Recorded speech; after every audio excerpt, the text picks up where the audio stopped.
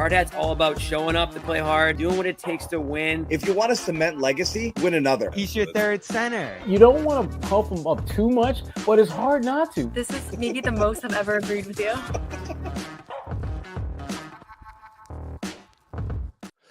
What's going on, guys? Garden Report style. John Zannis, Sherrod Blakely, Bobby Manning out sick, believe it or not. He is legitimately. He was on the road trip, had to come home. Poor Bobby was banged the F up. Noah is out in Dallas. She'll be reporting in a little bit. Jimmy Toscano being a rock star somewhere. We're shorthanded, Sherrod. What can we do?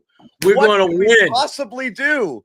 Just the Make two it of us. all about Boomer Rage. We got the two of us can't carry a show by ourselves, can we?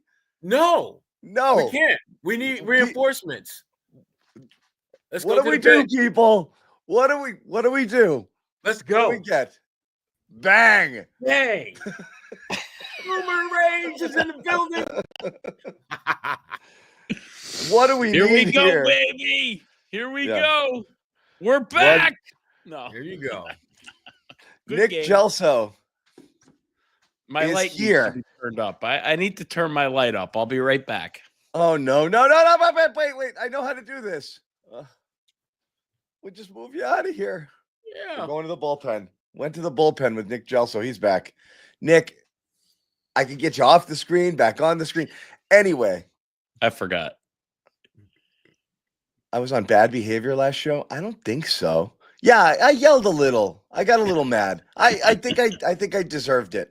And I think the people who I got mad at deserved it. However, I will start this game off by saying two things, and I think it's very clear what the headline is. The guards were obviously great, and I think that changed everything. But on the whole, and I think it's in no small measure due to Derek White and Drew Holiday looking like the old versions of themselves, which is missed. This is the most Celtics-like the Celtics have looked in a long time. It wasn't perfect. There are still some pockets and some moments, but it was by far the most Celtics-like. I think that was the scariest thing for me, that through this whole time of wondering whether they were going to look okay, pull it together, blah, blah, blah, and this and that. Almost at no point did they look like themselves. It was a ghost. It was a whisper of what they once were, assuming that at some point or another they were going to recapture it, and they never quite. They have it in the bag because you've seen them do it, but there was no evidence, and we hadn't seen much of it. And this was the most I thought Celtics like they looked, from the second quarter on, in terms of moving the ball, the off-ball movement, the way that they were catching on the run. People weren't standing around. The offense was moving, and it looked normal. And yeah, the shots fell, but not at a ridiculous rate. I mean, they fired up a ton of them, but they shot 38%. That's about what you expect for this team. So. And they were earned. They were more drive and kick shots, more shots where they got the defense in rotation. So again, pleased to see that they looked like the Celtics again. Yeah, I thought the most telling stat that ABC brought up, which I think this speaks to what you're talking about, John. This was the first game all season long where every starter had 15 or more points. That kind of balance we just haven't seen, but we know they have that in them. And so to me, that was very telling. You're right. They did jack up a lot of shots, but I thought that there seemed to be more purpose with their shot selection in this game. Like, for example, when Dallas was trying to basically take away some of those threes and really, make it very difficult, they found guys at the elbow. Imagine all that damn real estate in the middle of the damn court, swing the ball to a Jaylen Brown on the elbow, knocks the shot down. Swing Little the ball midi. Yeah. Swing it to Tatum. Tatum gives him a head fake, spins for a layup. It was as if they finally embraced the fact that we can utilize the threat of the three-point shot to get some easy baskets. And if those easy baskets aren't there, then we'll just shoot the threes like we do. This was as close as we've seen, to your point, John, of them utilizing that muscle memory of winning a championship in a way that you're supposed to. You're supposed to be able to read and react to what the defense is doing and make them pay. Movement without the ball. Finally, a little movement without the ball. Shucking and jiving. The extra pass being made tonight. Haven't seen that in quite a long time. And defense, folks, defense. I mean, I think that's probably also one of the bigger telling components of this game. I mean, the defense was back and out rebounding Dallas. Just good, better ball move or better body language altogether, Sherrod. And you hate to say it because you don't want to be Debbie Downer, but the threes were falling today. I mean, and I don't want to be the guy who says what happens when the threes don't fall again, but that has to be the constant thing in the back of Celtics fans' heads. It has to be, because we know the Celtics can dominate when they're hitting the 3-point shot. And all aspects of their game get better when they're hitting the 3-point shot. So they do. But the one thing I'll say about this game, though, that really jumped out to me was that they were doing the kind of things that if the 3-point shot wasn't falling, if they continued to do the things they were doing, they were still going to win this game. They were attacking, and they were using the threat of the 3-point shot and their ability to make it to keep Dallas kind of guessing the entire game. Whenever they had dribble drive action, Dallas wasn't sure, is Tatum going to try to go to the basket or is he going to kick it out? And if he kicks it out, can we rotate quick enough to contest that shot? And the Celtics just really kept Dallas the entire game off balance. And even though Dallas made a little bit of a run there in the second half and in the third, fourth quarter, you never got the feeling that this game was out of Boston's control. You just Dallas just they were making it mildly interesting. Right. It wasn't even, and again, I think that's everyone's like they beat Golden State by 40. I know, but that one felt like an anomaly. What I loved about this game was they didn't actually shoot that well. As Nick's saying, the threes fell fine. They shot a lot of them. The volume, the amount that they shot is great. They fell at a 38% click. It's not outrageous. That's what you expect, the norm. They shot 42% overall from the field. Not great. 33 assists is great. So it's the process. You're going to talk about Joe Mazzulla and his process of, I want to see us doing it the right way. This felt earned, like they went about things the right way. That's what I like about it different here in this game versus, and they did it largely without Tatum really getting involved until, deeper into the game. I mean, he was only at 10 points almost through 3 quarters. So they didn't even really need it. And it wasn't like one of these Jaylen Brown takeovers either, where Tatum was standing around while Brown was cooking. You had everything. It was spread out, like Sherrod said. Derek White finally started hitting the shots. It made a huge difference. Holiday. And the best part, and they shot them with the confidence that they were shooting them with before and seeing them go down. And you just see they get in a rhythm. And again, Mazzulla's mentioned it. It is. It's a little bit. It's a little boomery in here. Yeah, it is. It is. I don't mind. And the balance that was great because Tatum wasn't great. Brown was pretty good. Like Tatum didn't shoot that well in this game at all. He didn't shoot well at all, actually. I mean, Brown didn't knock down a 3 here. So he's 0 for 5. Tatum's 4 for 12 from deep.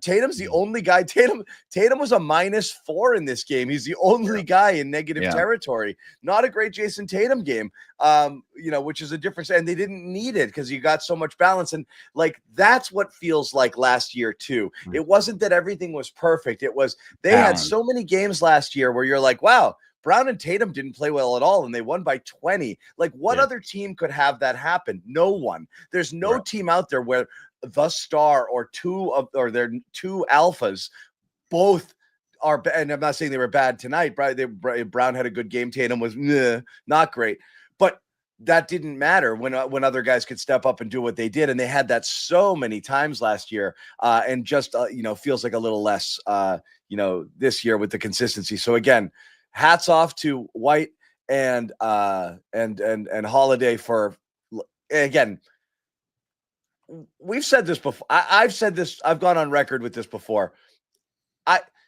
No one is more important I know Jason Tatum's Jason Tatum. It sounds stupid, but no, it's the most important person to play well on this team might be Derek White.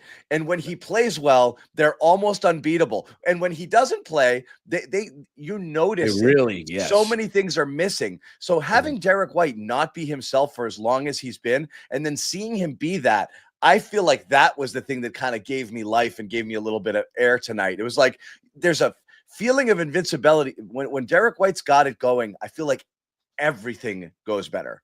And that third quarter, like all of Celtics Nation, almost at the same time, was like, "Oh, there it is, there he is." We knew he was out there somewhere. Yeah. Similar with Drew, but I'll be honest with D White, it is so obvious when he's on off that the team really does play differently. And seeing him in the second half tonight was like both angles in one game, because in the first half, kind of invisible, but in the second half, really, really rose to the occasion. And seeing Drew back, great too. Yeah, I thought Drew had some really time. Should I make a boomer reference right now? Drew, as he's getting older, is reminding me of DJ at the end of his career more and more. Yeah, that's an oldie, but for sure, I was doing that just for John, by the way. I know. That's why I called your name out, Jay-Z. Holiday's got a much smaller can. Yeah, you heard. Much smaller what? DJ was all can. He was all, all ass. Yeah. And freckles. Hey, the craziest thing about Dennis Johnson, for most people who grew up watching him in the 80s, seeing this kind of crafty veteran, who wasn't he had like a 44-inch vertical in his prime. Yep. He's like, very and his true. brother, who never played in the NBA, reportedly had like a 50-inch vert. Yeah. Which is insane. Dennis Johnson was a friggin' crazy high flyer, but Holiday's never quite had that in his game.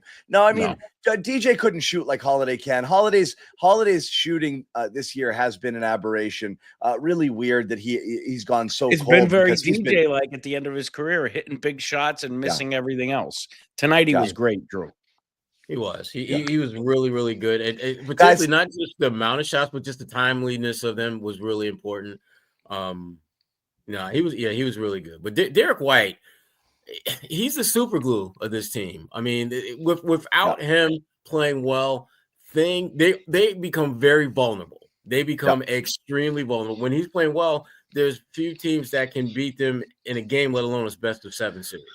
Yeah, because he's the guy. I mean, look, KP is the cheat code, and that's always a matchup that you can exploit, and you can run things through him until another team has to figure out what to do about it, and then it opens up a lot of things for your offense sometimes too. So we know the KP effect, but I think that White is kind of that other guy there who creates his own offense on this team that can take a lot of the pressure off of Tatum and Brown. And sometimes, like I said, is when he's got it, he's not afraid to do anything. That's the best thing about Derek White, and the kind of, the evolution of Derek White over the last year and a half is that he was just confidently pulling up and shooting threes and doing all of this stuff.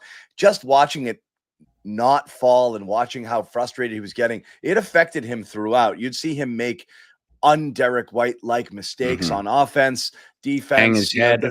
The whole thing is stuff you were not used to. That's what was so weird. I was like, Derek, I thought you were past that, but he'd been playing well for so long. He just hadn't endured anything like this. It's been a stretch. It's probably, I mean, I don't want to go box score by box score. It feels like it's his best overall game in a month.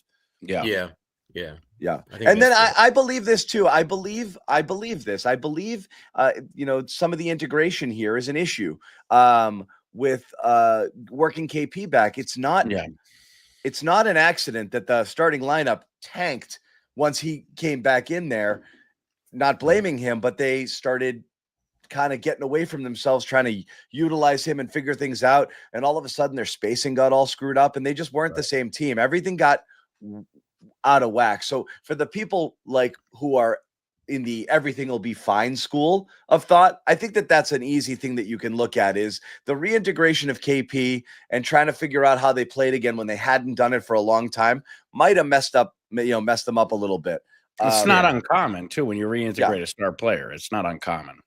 Right. Yeah. I think another factor that may have come into play with D White this year is just the role and expectation of him. Like before, Andrew, this is so boring, dude. This is so boring. You can't spend an hour doing this. It's so boring.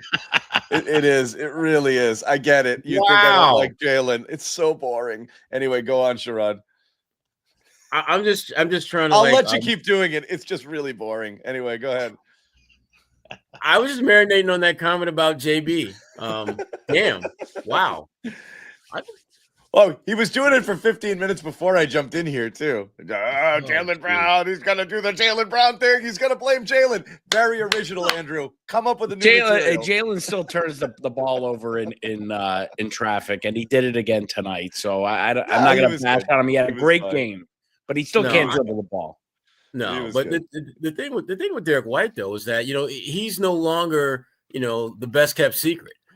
For the Celtics. Everyone knows what he can do. Everyone is game planning much differently now than they've done in the past. And I think for Derek, that takes a little bit of getting used to. The Celtics, they love the fact that Derek has the ability to just kind of fill in here. Whatever gaps exist, Derek White has the ability to fill that in. But now all of a sudden, they don't necessarily look for him to be that gap filler. They look for him to be a guy that has a prominent, established role in what they're doing at both ends of the floor. And teams are treating him a little bit differently. What I will say with this, go ahead, John. Sorry, no, I was going to say. I think this one is a decent one. Also, Urgence here took the ball out of people's hands. Also, it was also something that was weird with this team. To Nick's point, and I don't mean to get to try to contradict. Jaylen Brown did have back-to-back 0 turnover games after turning it over 5. 3 games ago in that game where he and Tatum were both throwing it all over the place. So again, good ball. I don't. What did they finish with? They had 2 turnovers. Like five turnovers total. They had 2, I think, heading into the 4th. Did they end up with 5? I think they ended up. They ended up with 5. 5 turnovers. Crazy. Yeah. That's wow. Yeah. I mean, with 33 assists. That's where I was going next. Crazy, right? That is indicative of Celtics basketball. Moving the ball, getting open shots from around the 3-point line, a lot of assists. And you saw it tonight. And again, John, when you were out or you tossed out for 1 second, I said to Sherrod, I just worry, when the 3-point shot, if they hit another, they're going to hit another bump in the road where they're not hitting threes. Does everything slouch back down to this level? Here's the crazy thing, guys. Forget all that. They're 4-1 in the last 5 games, and they fucking sucked. I mean, I think that goes to be said for something. You got to say something. This road trip, they were 4-1, and they sucked. 3-1, and yes, look, you're talking about a crap win over a depleted Clippers team, getting blown out by the Lakers in one of the more embarrassing games of the year, where they were non-competitive in this game. Horrible. And then look, and we know who's missing for Dallas. This is a team you should have blown out. And some people might look at the score and say, well, that wasn't good enough. And again, I'm not looking at the result. I am looking at the process. That's what Joe wants us to do, right? That's the point. They went through, they talk about like trusting one another, and this whole, you want to go back to the Marcus Love and trust days. That's the point. You've got to rely on one another and let everybody do their thing. The biggest key, and again, the biggest thing I liked was they do get ISO happy in the sense that there's always mismatches and you're always going to hunt it. They could have spent all game long just switching on to Kyrie, and they didn't. And that's a better offense when they do that. So that, and again, they might be victims of their own success. We've listed how many things now that should be good things that maybe threw them off kilter a little bit. And that was really good first quarters with Jason Tatum playing well through the first quarter, something he hadn't done in the past. Well, that screwed up Jaylen Brown a little bit, and his overall numbers are down. Peyton Pritchard scoring a crap ton of points off the bench. Well, that might have messed up other people because all of a sudden he was looking for his own offense instead of coming in here and being a catch and shoot guy. And that might have disrupted things for some people. We talked about the reintegration of KP. All of these things are good things, but they were like, things were off. It was disjointed in a weird way. So again, the best version of these guys is this version where they're moving the ball around. People aren't just standing around waiting for somebody to cook or get the kick out 3. They earned their threes. They drove, they moved, they relocated. They did all of that stuff. That's what I mean. It looked Celtics like, but on paper, this should have been a 25, 30-point game. So some people are looking at it like, it's still not a great win. And it's a 3-1 trip, but like, 2 of the wins are against teams that had literally half their players missing. And it's fair, but again, encouraging with the huge win over Golden State in this one. I feel better about it than I did. You should feel much better about it than you did 24 hours ago for sure. Well, they look more like the team that won a title last year. They looked like them. I Yeah. recognized them. Yeah. Yeah, and they've been able to win up to this point in large part just simply because they're just more talented than the other team. They're not necessarily playing great basketball. They just have better players, and they're finding ways to stack those W's. But this was a game where just the way they went about winning this game was very reminiscent of what we saw over and over and over and over again a year ago. Lots of balance, guys contributing at both ends of the floor, getting very tangible contributions from the bench. They didn't have anyone go off for big scoring us, but damn, Cornette on the boards, Pritchard on the boards, Al did his thing. This was a complete team win with lots of different contributions from lots of different guys. And if you're the Celtics, this is the blueprint to win a championship. This is how you do it. You put on the floor a group that no one can really lock in and say, if we just limit one or two guys, we've got a really great shot of winning this game. Not when you got 7 other guys who are playing at a really high level and playing together. Mm-hmm. No doubt. We're going to keep talking about this. I think it looks like we've got an interesting Derek White stat we might put up on the board from our producer, Jackson Tolliver, manning things back at home. And we are still waiting for Noah. We'll get some sound to play for you coming out of Dallas in a little bit too. As we said, Noah's down there, holding down the fort for us. So we will get that as well. But before we do, we're going to hear from our buddies over at Prize Picks. The Garden Report is brought to you by Prize Picks, the best place to get real money sports action with over 10 million members and billions of dollars in awarded winning. Prize Picks has made daily fantasy sports accessible to all. Pick more or less on at least 2 players for a shot to win up to 1,000 times your cash. And you know what's coming. That's right. The big game is almost here, and it's now or never. Don't miss out on the last football game of the season with Prize Picks. Prize Picks is also going to be giving away a free pick for the big game, where one of the starting quarterbacks will only need to throw for 1 yard to win. If you're correct on at least one more stat projection, you can win real cash. For the NFC Championship coming up right now, Jayden Daniels only needs 1 passing yard for you to win 1 square. That's 1 passing yard for Jayden Daniels. I think he's going to get it. Prize Picks also offers weekly promotions that can lead to big payouts like Taco Tuesday. Each Tuesday, Prize Picks discounts select player projections up to 25% to provide even more value for your lineups. Picks is the best way to win real money this football season. Which players are going off, which ones aren't.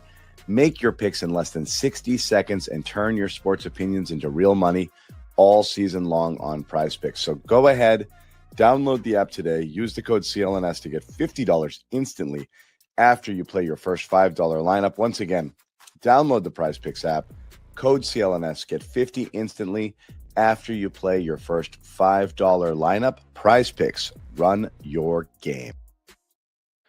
And we're checking it out here, and boy, there's a lot of things you can get in on, and it's a super fun weekend here. As we mentioned, you're looking at that Jayden Daniels square, 0.5 passing yards, get all over that. Jalen Hurts, 31.5 rush yards, looks pretty tasty as well. Saquon Barkley, all he does is score touchdowns. So again, a lot of good stuff you can get in on. Of course, there's Josh Allen, Travis Kelce, and the Chiefs Bills game, which is one of the biggest, probably the marquee game of the entire season. I mean, not probably, definitely. People are super looking forward to that. So if you haven't signed out, you see the offer here on the screen. Promo code CLNS for new users. Download the app. Bang, play 5, get 50 instantly in your account. All right, let's get back to it. I'm throwing up some stuff here. And one of the things we were talking about was Derek White playing ridiculously well. And it was interesting, right?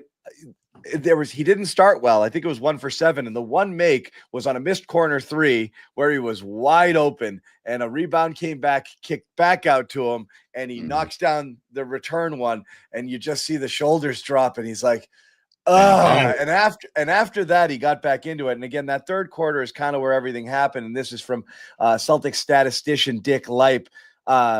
Richard White, who had 16 points in the third, had only 2 quarters of his career with more points. He had 18 in the second against Charlotte in February 2023, and in the third against Washington in 2021 when he was with the Spurs. So again, one of his best quarters, and again, much needed here. And I really feel like that's the time. That was when everything kind of turned here. Celtics definitely had a terrific second quarter, but that third quarter is when everyone kind of like exhaled, like a little bit here with like, And it really, again, I can't harp on it enough how much of that had to do with Derek.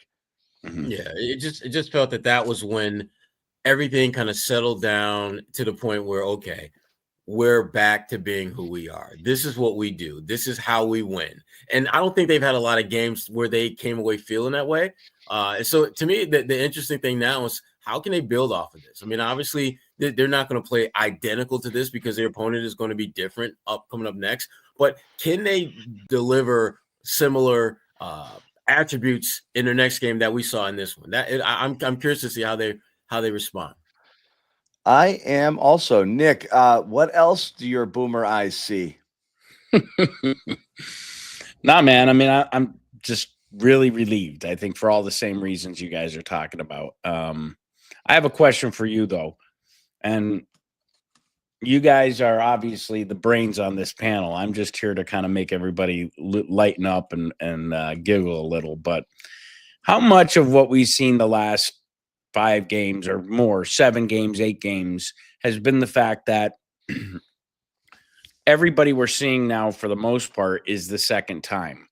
And therefore, scouting reports are out, so and tonight, Dallas, I think this is the first time they played them since the finals.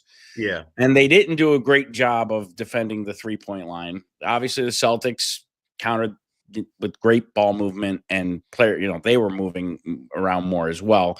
But how much of it is that scouting report? Because you mentioned KP and bringing him back, but then also, D White, and then Pritchard hasn't been as great recently as well. How much of that is going around with the scouting report coming out, do you guys think? Or is it just all on the Celtics? So are you asking whether the Celtics are figuring people out or people are figuring them out? This is the second time around that teams are playing them. Therefore, they've had a look. They have a lot of film. It's more than halfway through the season. So teams are game planning differently. I think that's a factor. There's no doubt that that's a factor, but I don't know if it's a huge factor. And I say that because, for a lot of teams, their first go around when they saw the Celtics, they didn't have Porzingis. And so this is their first time seeing KP in the mix. And he's an absolute, game changer for the Celtics. There's so many more things they can do when he's on the floor. So I do think that, it's kind of like when rookies have this amazing start and then they hit this lull and they think that it's the rookie wall. It's not that they hit the rookie wall. It's just that there's a scouting report on it. There's video on it. Yeah. Teams can game plan differently because they've seen what they can do at this level. And so I think that's some of what's happening with Peyton Pritchard. Teams have, they had an idea of what he could do at the start of the season, and then they realized he's doing way more than that. And so now there's a little bit of an adjustment period. And Peyton, they're really good players. They figure out what they have to do in order to continue to be successful. The great ones, it just happens organically. Peyton's a good player. He's going to figure that out. And he still reminds us from time to time, these last 2-3 weeks, that he still can be that guy. But I think the Celtics, more than anything else, they're figuring out themselves. They're figuring out the combinations and the rotations and just the groups that work best for them night in, night out. And the Porzingis stuff is disappointing because I think he's played really well. He has, yeah. Especially the last couple of weeks when he's really kind of found his rhythm, yeah. But it's everybody else that's kind of trying to adjust to him, I think, where you're seeing struggles. And that's common. I mean, we've seen that a lot over the years when you're integrating a big component of the team, reintegrating them after injury. Yeah, which is that's why I'm not worried about, his role and his impact on winning, because when the games truly matter, which is the playoffs, I think they will have figured it out. Yeah. And I think tonight was like really one of the more tangible signs we've seen that they're kind of figuring out how to play at a relatively high level with him in the mix. Yeah, and Al has to reacclimate to the bench too, and that's not always been an easy transition for him too. So it's all the way around. Reacclimating is a big factor. Go ahead, John. No, you're right. There's a lot of, like I said, is if you want to, I'm not going to call it the excuse train, but if you want to find reasons, there's quite a few there, and that's why I think a lot of it would help.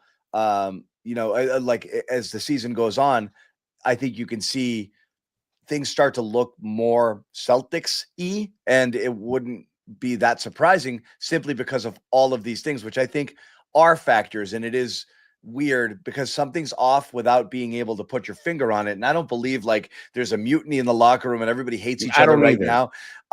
We did talk about last game how roles change as well. So that sometimes is and we just addressed it here where Pritchard all of a sudden is trying to get hit. Everyone's trying to get theirs a little bit. You don't know how that goes with it. What's funny, Nick, is as you mentioned, us being the brains of it. Normally, I'm the comic relief. Everyone else is the brains. But when you come in, I have to slot. It's like when Luke starts. I have to jump. I have to jump into smart guy territory to kind of offset the buffoonery that's going to ensue. I sometimes I can pull it off, sometimes not. I don't know. Out of video recently I think someone posted, this is the least basketball intelligent guy on this network. And I thought, first I was kind of hurt by it. And then I thought, I'm doing something right. I'm supposed to be the least. Like all you guys are supposed to know what you're talking about. I just come on for some entertainment value, which by the way, I'm going to dip now. So I'll see you guys later. That's it. That's the cameo. I'll see you guys later. Left. I didn't even let you do I was waiting. I was going to tee you up for something. I was going to let you boom. All right, I'll wait. I'll wait then. If I'm getting teed up, I'll wait. I've got something for you. I was slow playing. All right. I'll wait. I'll wait. But I do think there's something about the Celtics. I wouldn't say figured out, but again, they've been doing a lot of the same stuff and they're leaning on things that worked. And I think teams were messing with them. I think that they were picking them up a little bit higher, pressuring them more, getting in on them, not letting them. The catches were higher. They weren't getting into their actions the same way they wanted to. And I think some of it was just settling or kind of the invincibility factor. What I do know is what's almost a guaranteed win for the Celtics. It's not when Derek White plays well. It's not when they have the whole starting lineup. It's when they face Kyrie Irving, who is now 1-15 in his last 16 games against the Celtics, or 1-15 since he stepped on that damn logo. I'm going to tell you right now, the Lucky's revenge. The mystique is still alive. Kyrie stepped on Lucky, and what's happened? He's 1 for 15. And, in today's NBA, you have to look for every reason to feel good about Celtics mystique and pride because they don't celebrate it anymore, the young heads. So I'm going to tell you right now, Kyrie Irving put his foot on that fucking logo, and since then, 1-15 and 0-1 in the finals. So, yeah, I'm not even mad at him anymore, dude. I'm not even mad at him because the dude can't buy a win, and he's been relegated. That's it. I'm not even mad at him. I got canceled for Kyrie on my own network in 2020. I'm not doing it again. Yeah. Well, again, maybe the only thing I don't necessarily believe in the karma or the mystique. Maybe the only thing I've ever agreed with that Kurt Schilling says was mystique and aura are the names of dancers at a nightclub. So like, I don't famously said that about the Sox facing the Yankees in 2004, which was great because they broke a curse then too. And I don't buy any of that stuff, but I do buy that Kyrie, and he wasn't horrible tonight, but I do buy that he gets the yips a little bit against Boston. It's in his head, baby. We own real estate. We own real estate in that head, especially when he comes here. Yeah, just living rent free up there. We saw it in the finals. We've seen it in damn near every regular season game since then. And really, when you look at this particular game, there's a different kind of defensive energy when they're matching up against Kyrie. And what part of it is because they know he's really good, but also part of it is because they know how things ended. And the kids grew up. Will never own up to the fact that, that was very problematic with things with Kyrie. But they've moved on and they've won a championship, and you better believe there's a part of them that knows that championship was even sweeter. Sherrod, they've surpassed him. They have surpassed Kyrie in regards to who is the preeminent team, who's going to be going further, who's more relevant. They have surpassed him. And you know what? All of my animosity towards Kyrie is gone. I have made peace with the situation in the finals when he couldn't even talk himself out of a circle with all in his head. Everybody was in his head. So I have made peace with Kyrie. Irving. I told you, I thought the booing Kyrie was the most tired, boring nonsense. It's not fun anymore. I've been over it for so long. It's over. I mean, Kyrie was cast out, we won. I will say this. I did not think this was going to work with him in Dallas. I didn't either, and it has. He gets them to the finals, and he's been a good soldier. The way really Kyrie has. was trending, I thought Kyrie was heading into Antonio Brown territory, where he's just going to take off his jersey and run off the court or something. It's true. It turned it around, man. But the whole Kyrie leprechaun and the hatred, you had every right to boo him, and you were mad at him when he left, but it ended up making your organization overall better. Yes. In a couple of years. And once that happened, it was over. If he left them in tatters, you should. And Kyrie's out there winning championships. Absolutely. Still have sour grapes, but it's been over for a while. It doesn't. But really, it was iffy there for a while. I mean, 3 years, it looked like he set the franchise back for 10 years, and it was only two seasons maybe, but it looked it. And for me, it ended when they raised the Larry O'Brien trophy on the parquet against him, and now I'm just done with Kyrie. He doesn't even. I was thinking tonight, what Kyrie still plays for these guys. Hell, he's been a good soldier this year. Not trending, not saying stupid things. He's been amazing. He's been amazing. Well, you know what though? Part of it is first of all, Kyrie's no idiot. He's smart enough to know that this is where he makes his money. He's a basketball player. And I don't think it was a coincidence that there were some questions about the types of contracts, what his next contract will look like when he was just trending in that Antonio Brown zone.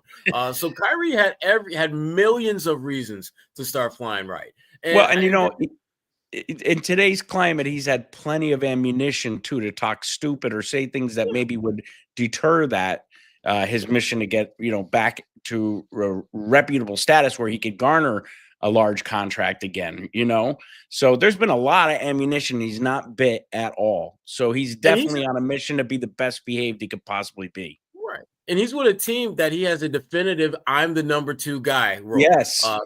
The best Kyrie Irving that we've seen has been when he has been next to the man. Not the man, but next to the man.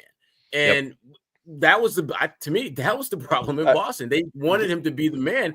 And you had some young guys who were like, well, someday we're going to be the man. And Kyrie just didn't know how to handle that whole situation. That's the irony of Kyrie's entire existence is he left the man to carve out his own legacy after winning a title with the man. And within a year and a half, he was like, I want this man shit is hard. I need super friends, and so he went and he, did the thing there. No doubt about that. But I thought you might want to take a crack at Kyrie. And I'll never, ever give up the opportunity, even though I have most wholly given up my animosity towards Kyrie Irving. Who's your number 1 Celtics villain now, Nick? On the team? No. Don't tell us who you hate on the Celtics after a win. Who's the team? I was all ready. No, who right now, like which opponent is your number 1 Celtics villain? That's hard because, I have my personals, which, don't always coincide with. No, I don't want Nick agenda. I would say Giannis. I can't stand to watch Giannis. And I don't even know that it's his fault completely as much as it is the referees, because he can't tippy-toe into the paint and they put him on the line. It's herky-jerky. The game starts and stops. I'd say it's probably fucking Giannis, yeah. I'm going to get booted for all the cursing. Yeah. Well, I would say Giannis, yeah. Yeah, that's not bad. Jimmy Butler, I could say too. I was going to say Jimmy. That's the guy that I would have picked. It was Butler until he kind of. No, now I'm more annoyed with him. Until he went Antonio Brown on us, basically. Yeah, I mean, come on, man. Why does everybody think that he's like God's gift to basketball? I mean, because he was good, but everywhere he goes, he ends up in this mess. Sure, but I will say this: no player has flipped my opinion of him in a more resounding way than Jimmy Butler, watching him in those playoffs and him just go into, I'm just going to do it all mode. And he did. And he did. And absolutely ton of respect for Jimmy Butler, but he's old and he thinks he's not anymore. And he wants to get paid like a young guy. And that's where we are right now. And yeah, there's some guys out there. It's a matter of when, not if. They have an expiration date on him, and Jimmy Butler has expired in Miami. But I guarantee if he goes somewhere, he's going to be Jimmy Butler again, or at least a At least- 90% at version least- of him, and yeah. he's going to do things for that team. To piss off especially Pat no question Riley. about All it. Pat Riley, John, had to do was this. It was like Godfather 2, right? And Yeah. Jimmy was gone. Listen, Jimmy is now suspended again, isn't he? Yeah. Yeah. Yeah, yeah. Yeah. But Yeah, Jimmy has it's been a- annoying to Celtics fans for sure. You know, over the Yeah, years, there's not- LeBron has always been number one. We to me. need a villain. We need a villain bad. There's no one on New York that qualifies as a villain. Giannis isn't quite, though he is. He can be a real dick when you play him. So he does. You get the blood going. Just They just haven't stretch. that Trae right. Young doesn't that- talk enough trash to the Yeah. Celtics. Yeah, Trae Young's got villain potential though. Yeah, He's he got a does. lot of Yes, villain he potential. Giannis does. and the Celtics haven't played a meaningful playoff series, since they ousted, since they bounced Kyrie when he decided, he was done with Boston there. So it's Paul tough. George annoys me, but these are Those annoying aren't- to me. They're not these Celtics. aren't great. There's These not aren't great. Celtics hated because you know why? I think you just said it all when you said it, John. There hasn't been much competition. It is Embiid too, but he's fallen off. He's a great Yeah. villain. He's still playing. Yeah, I mean he's trending towards irrelevancy. Like, But he's on the fast two track. biggest villains are irrelevant this year. So yeah. Anyway, that was Nick Gelso time. Everybody I got Say- say- lobster tail and cannoli from Modern Market sitting on my countertop, so I I'm out, baby. I freaking love lobster tails. My favorite Italian pastry shop pastry. All right, as we said, we're gonna keep going. We're hoping to get Noah on here. If things get moving a little bit with the post game stuff in Dallas, and we're hoping to get a little bit of sound coming out of Dallas as well on the Celtics. 122-107 win against a depleted Mavericks team. Still more to talk about here. Before we get to it, want to tell you about another one of our sponsors. The Celtics come home, so you might be interested in this. Let's hear from Game Time. This episode is also powered by Game Time, the best place to get tickets to the games, events, and concerts you want to see. Take the guesswork out of buying tickets with Game Time. Game Time is filled with terrific features like all-in pricing, so you know exactly how much you're paying. No surprise fees at checkout. You also get panoramic views from your seats in the app, so you know exactly what you'll be looking at before you buy. Plus a lowest price guarantee, or Game Time will credit you 110% of the difference. Download the Game Time app, create an account, and use code CLNS for $20 off your first purchase. Terms do apply. Once again, download that Game Time app, create an account, use code CLNS for $20 off your first purchase. Terms do apply. What time is it? It's game time. And let's check it out. As we said, they are home taking on the Houston Rockets. You want to get in there and check that out. That was a good win against Houston. A good game, and a great game against Houston last time when they were out there on their previous little Western swing. And again, couple tough little road trips out here against some decent competition. Even though there were some depleted rosters that they were playing this time around. But again, some pretty good seats here. If you see, you can get in the cheapest ticket for 53. You can get Loge in a pretty good seat for 200. Again, the all-in pricing here is great. Panoramic view from your seat. If you can see it here, you can really, really, really see exactly what it's going to look like. Bang. That's what I'm going to be like over there. If I want to check this out, bang. It's going to look like that. I like it. So again, check it out. That's a pretty damn good seat. You want to get in on the action, go check out Game Time. Sign up, download the app, create an account, use code CLNS, $20 off your first purchase. Terms do apply. Let's bring it back here. And again, with Sherrod Blakely, we did have Nick Gelso hanging around, and the Celtics complete a 3-1 road trip. How do we feel about it overall? How do you feel about this performance on the road trip? A bit of a mixed bag, but again, 3-1 is 3-1, and they were 3-1 on the last one, and we didn't love it. And I said, all I'm going to remember from that one is OKC looking like they were a much better team than the Celtics. Even though they had a good win against Houston, a win against Minnesota when they couldn't hit shots. And then, another victory against, who was the fourth one? If I feel like it was a depleted team that they played there, but this one again, 3-1, Denver without Jokic. Right. Yeah. This was, I think this is a little bit different only because of the way that this one ended. And it ended with them getting a win that looked like themselves.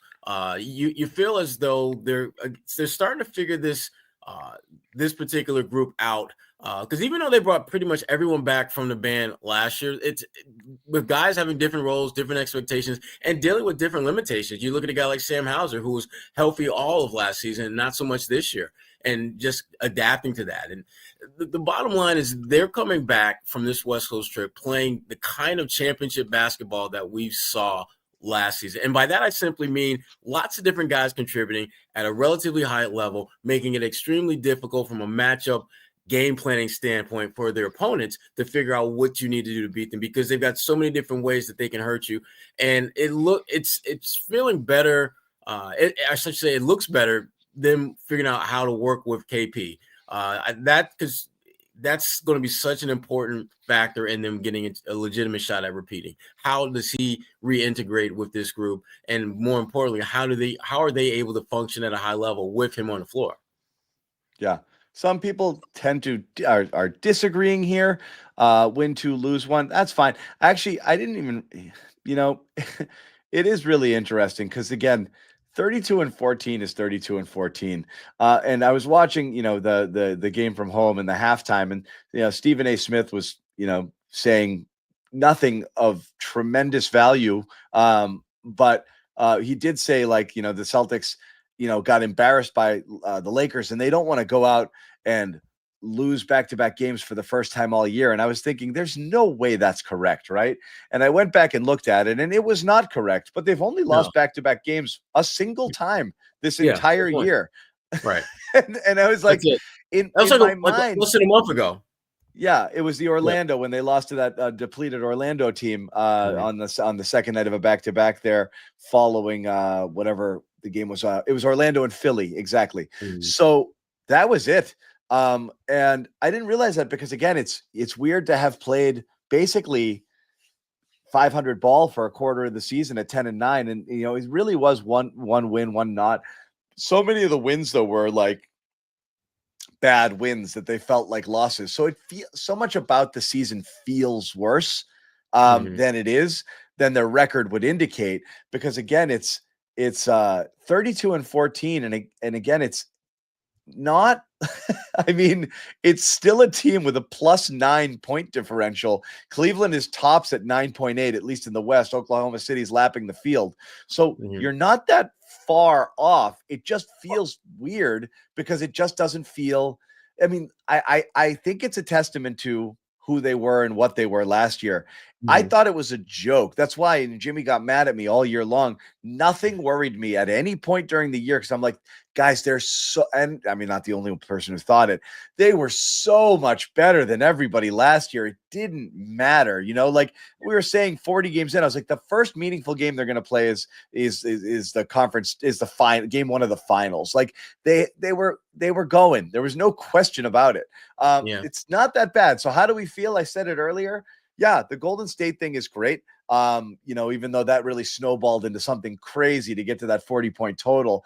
And I do really feel good about this, feeling like it was the most Celtics-like game we've seen in a long time. So I feel better about this 3-1 trip than the last one, even though they had probably tougher wins against tougher opponents in that last 3-1 trip. That's where I'm coming from. Yeah, and I think I like what they end. I like the upswing here. Yeah. Yeah, the one thing I think people aren't really paying attention to is that as amazingly awesome as they were a year ago, they're 3 games behind that pace now.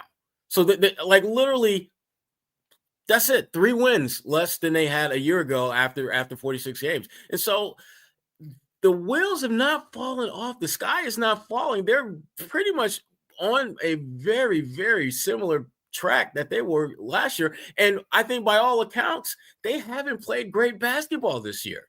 They've been okay. They've been pretty good most nights, but they're just figuring out ways to win games. And to your point, John, this game was the first one in a really long time, and one of the few games they've had this year where they looked like themselves. And again, I'm not focusing on the difference in the score and the shot making and all that. It's just the way they played, the ball movement, the low turnovers, different guys contributing. All 5 starters had 15 or more points. First time that's happened all year. You start going down just some of the things that they did in this win over Dallas, even against a depleted Dallas team. They're still NBA players. They're still going to go out there and play hard. And that was the one thing that without Luka's in the mix, they play harder. because they don't have a choice. And we've seen teams that play hard, they typically give Boston a run for their money. So this was a good win because I think it really puts into motion a blueprint of sorts on how they're going to have to play going forward if they're going to get to the destination of their choice, which is obviously getting back to the NBA Finals and winning it again.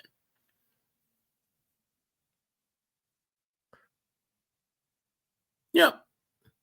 There it is. John, you're muted, I think. I was saying, Sherrod talked about balance, and that being the way to win. Here's a little stat for you. Tonight's the first time since last year around this time, about a full year, that all 5 Celtic starters scored 15 plus points, which again, great to see from this team and great to see from these guys. The balance, I think, was there, and you felt it. You felt it all night long. So that was definitely good stuff. A couple people in the chat are jumping in here with a couple of things, and I did want to touch on this. I don't have the numbers there, and Sam Hauser didn't do much. Only 14 minutes. He only played 4 in the first half. He was prime cheerleader on the bench, really into the game, but didn't get a lot of run in this. But sneaky Sam Hauser is all of a sudden hitting threes again, and like at a pretty damn good clip now. And again, I don't have the entire numbers on it, but just for the month of January, he's back to 40%. So he's up over 40 for January from 3, which is great. And we were worried about him, and we shouldn't be. And I think he was around there for December also. It hasn't been bad.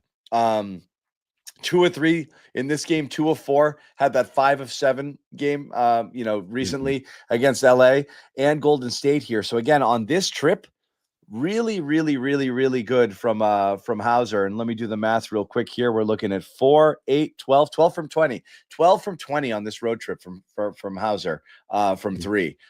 So you got to definitely feel good about that, because this is you look at last year's concerns entering the year, bench, right? And then Hauser played really well, and you got some decent contributions from Pritchard, and you felt good. Then this year, all of a sudden, Pritchard's 6th man of the year. Just haven't seen much from Hauser. If Hauser gets anywhere near back to where he was last year, that's a huge thing. It is. It is.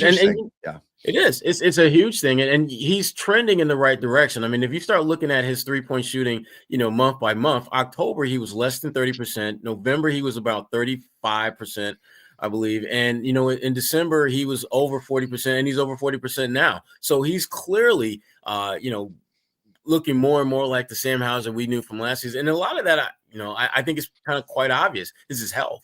He hasn't been nearly as healthy this year as he was a year ago.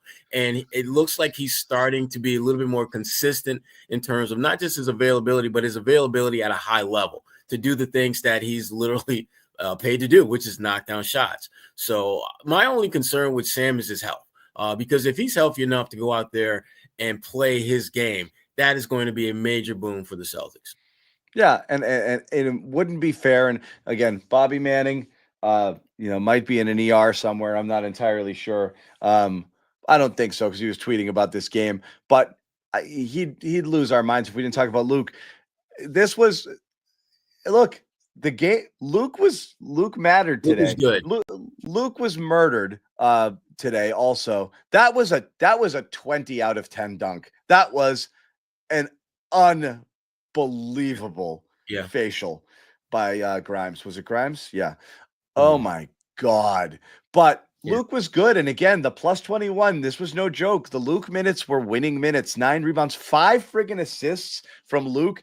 The 2 blocks he was contesting all night. He was really competitive. This was this was a good Luke game. Yeah, this was a highlight reel. And he hit almost a late in the clock step back from the elbow when he had no choice but to shoot it. So yeah. Yeah, and obviously, Luke, he didn't shoot the ball particularly well, but he did so many other little things for the Celtics to get this win. His playmaking, his rebounding, and really rebounding in traffic. I mean, it wasn't as if he was just grabbing long rebounds where no one is near him. He was actually going up, and holding his own in the tree, so to speak. This is what they need from Luke. The thing about Luke, he has to find ways to contribute other than just setting great screens, whether it's rebounding, passing the ball, getting a bucket every now and then, but do something that you can statistically put your cap on and say, this is what Luke brought to the table tonight. And I think we're starting to see him do more and more of that. And, for those who are wondering, like, well, why now? What's changed? I got one word for you. Kada. He's got a guy that's gunning for his minutes, who can do some things that he can't quite do, and vice versa. So if you're Luke, you have every reason and every incentive to step your game up. And I think he's done a really good job of that of late. I like this comment. They knocked the lemon squares right out of him. Luke Lemon Square. He was good. It was good. It was good. Look at the stat. Again, everyone's focusing on the wrong. Not everyone. People saying 2 points, whatever. The 9 rebounds. Luke doesn't rebound. When Luke 2 blocks. That's what's the knock on Luke? He's 7 feet, but doesn't play like 7 feet, except when he catches it around the rim and has a nice little deft touch there. Then he's 7 feet tall, but he's not playing big on the other end. 9 rebounds. I think 6 were defensive, 3 offensive rebounds. Again, really, really good game. And we didn't mention it, but another factor tonight's game is the 17 offensive rebounds or whatever they ended up with were insane. Some of those were a little fluky on the long threes.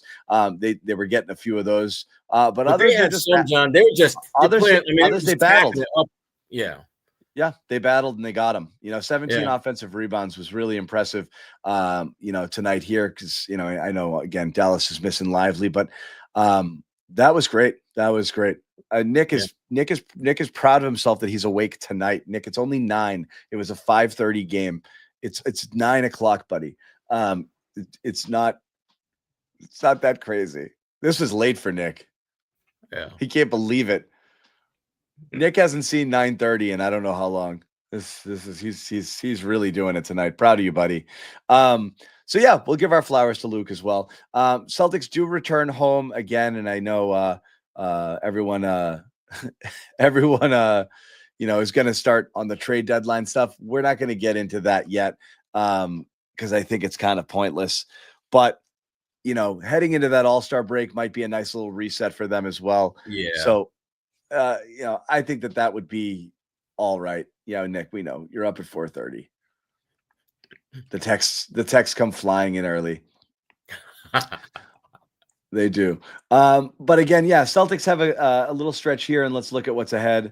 We're looking at Houston on Monday. It's a 4-game week again, I think. Chicago, when we saw them have a tough time with Chicago recently. Then they're off to New Orleans, Philly with a game coming up next in a week, about 9 days against Cleveland. That should be fun for those people out there. I'm not saying it's happening yet, but it's closing a little right now on the Cavs. They're still 6 back in the loss column, but Cleveland was losing tonight.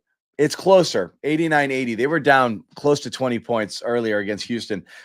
It'd be interesting if they can whittle that thing down. A lot of people have given up hope on that 1 seed. It'd be interesting if they can whittle that thing down to, 2 or 3 games heading into the All-Star break. I think that would be a different story altogether. But yeah, an interesting stretch of games. We'll be back with it. With all the Garden reports again starting on Monday. But again, as far as tonight goes, the Celtics do defeat the Dallas Mavericks 32-14.